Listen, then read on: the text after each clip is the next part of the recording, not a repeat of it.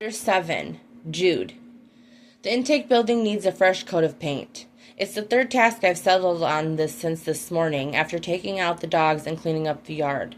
I set up 3 more stalls for the incoming dogs we are having transferred from another shelter. It's not often we take in such a large number, but my brothers and I decided we couldn't stand by when we have the space.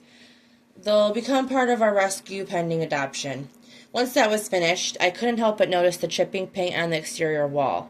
This winter was harsh, and if I don't take care of this today, I'm not going to be able to stop thinking about it.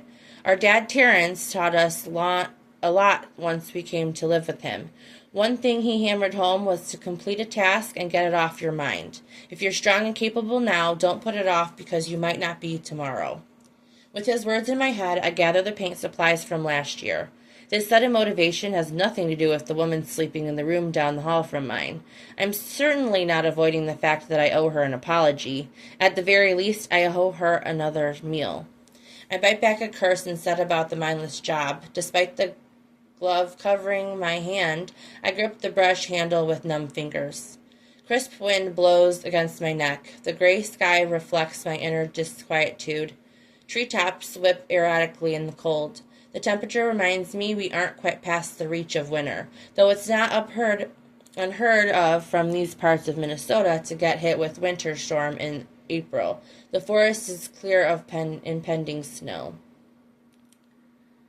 The sound of tires advancing up the driveway alerts me to a visitor. My shoulder muscles bunch and tense in anticipation. Numbers roll through my head. 1, 2, 3, 4.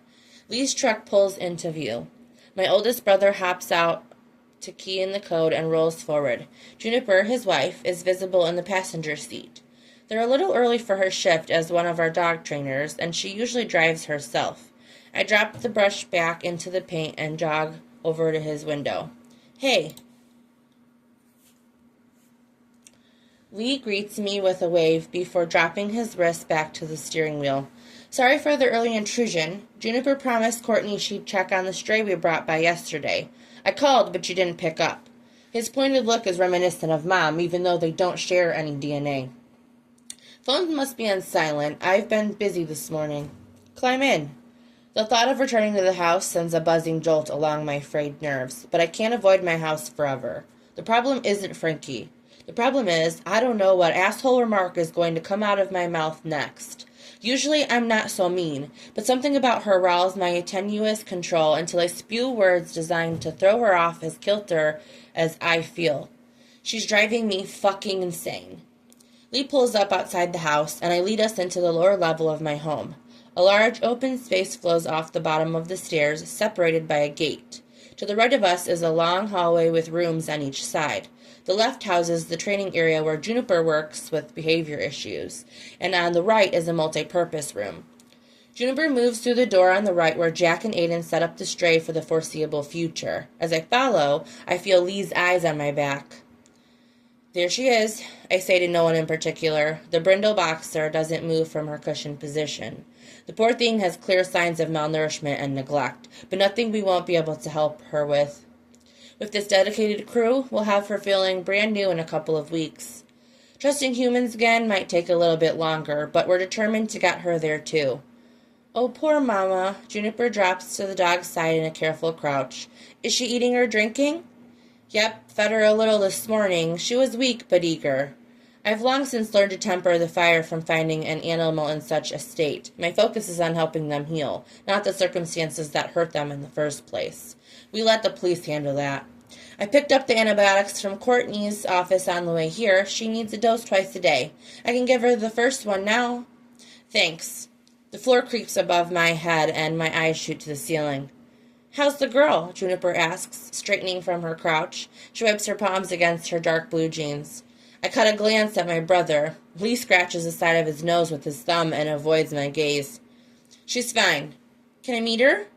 You can't not meet her, I shrug. Don't need my permission. Great, I have a little time before my shift. How long is she staying? Lee asks. Tomorrow. She has a concussion and is supposed to rest. His brows knit together. And after that? And after that, she'll leave. I'll go back to living my quiet life while also trying to forget about the woman who knows exactly how to push my buttons. I blink once heavily as the image of her wearing nothing but my t-shirt assaults my mind. Blood surges south. A fist restricts my hand from palming the front of my jeans. It's not even my business. I assume she'll find her way home. The sound of an engine rumbling to life cuts off Lee's reply. His attention locks on the staircase. Expecting someone else? Nope. We listen silently a second longer as the sound dampens with distance. Sounds like they're leaving, Lee remarks. Fucking hell, I growl. Long strides eat up the staircase, 2 stairs at a time. The dogs arouse from my volatile energy, pacing and whining at my approach. I throw open the front door as the taillights on my van disappear around the bend in my driveway. You've got to be fucking kidding me. Lee nudges my shoulder and swings his key around his finger. Come on, we can catch up. But I'm distracted. My mind works to replay the past 24 hours as I bounce my gaze around the kitchen. The spot on the island where I left my keys is bare except for a piece of paper. The watch I took off when I washed up this morning is missing too. I stalk towards the note written in a tight, dainty scrawl. Thank you, and I'm sorry. Find your van in town. I'll park it in a safe place. Frankie. Below her signature is a damn good doodle of Ash. The little hairs nearly jump off the page of the realistic-style drawing. Her talent is as unique as the rest of her. I can't help but wonder if the drawing was a parting gift, or maybe a visual of her hesitance. Did she stand in my kitchen and debate her options with pen in hand before deciding to swipe my keys and take off? Jude, Lee calls from the doorway. I carefully fold and pocket the piece of paper. Coming. I'll wait here. Juniper lifts his ball cap to kiss Lee's cheek and pats his backside on his way out the door. I can start work early. See you later. Lee kisses his woman with a passion that diminishes the urgency of this matter. I'm out the door before he's finished. Moving forward, despite the numbers hurtling through my head. My family views me as abundantly patient, but my condition affords me the facade. They don't know that when I'm quiet and still, I'm counting. Any idea where she's going? He leaps into his truck and cranks the engine. Somewhere in town. Lee races his truck down the highway. Gravel kicks up beneath the speeding tires. Slow down. I grip the handle above my head for support. I can catch up. Images of my crumpled van flit through my head. Don't. She won't go farther than the first stoplight west. How do you know that? Because she left me a stupid note. The paper burns a hole in my pocket. Somewhere safe. Where would she go that is safe? Check the police department.